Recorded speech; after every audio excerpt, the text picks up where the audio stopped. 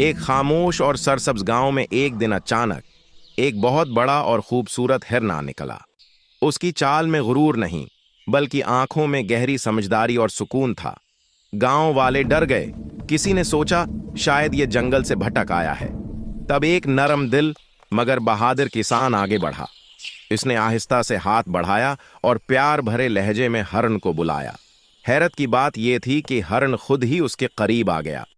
किसान ने एहतियातन एक नर्म सी रस्सी इसके गले में डाल दी ताकि वो डर कर भाग न जाए। चंद दिनों में दोनों की दोस्ती पूरे गांव में मशहूर हो गई। एक दिन किसान मजाक में हिरन की पीठ पर बैठ गया, मगर सब हैरान रह गए जब हिरन उसे आराम से पूरे गांव में घुमा लाया। बच्चे खुशी से तालियां बजाने लगे, बूढ़े मुस्कुरा दिए और औरतें दुआएं देने लगें।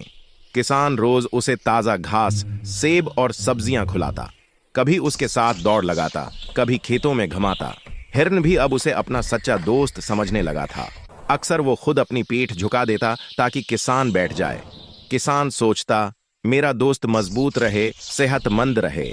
इसीलिए वो उसे हल्की फल्की वर्जिश करवाता, वक्त पर आराम करवाता और धूप में ज्यादा नहीं रखता।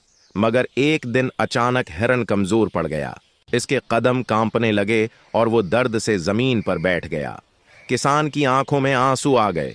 वो पूरी रात उसके पास बैठा रहा, इसका सर सहलाता रहा और दुआएं मांगता रहा। अगली सुबह सूरज की रोशनी में कुछ चमकता हुआ नजर आया। हरण के पास जमीन पर एक चमकता हुआ सुनहरी पत्थर, गोल्ड लाइक क्रिस्टल पड़ा था, जो रात को उसके जिस्म से निकल आया था। पूरा गांव हैरान रह गया, मगर उसी लम्हे हरण की आंखों से आंसू बहने लगे। किसान घबरा गया।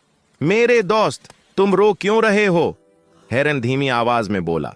मैंने वफादारी निभाई, मेहनत की, लोगों को खुश किया, मगर किसी ने दिल से कदर नहीं की। किसान ने उसे गले लगा लिया और कहा, औसल खजाना सोना नहीं, सच्ची दोस्ती होती है, और वो मेरे पास है। हिरन ने आंसू पूंछे और पहली बार सुकून से मुस्कुरा दिया। क्योंकि आपने अभी तक लाइक और सब्सक्राइब नहीं किया,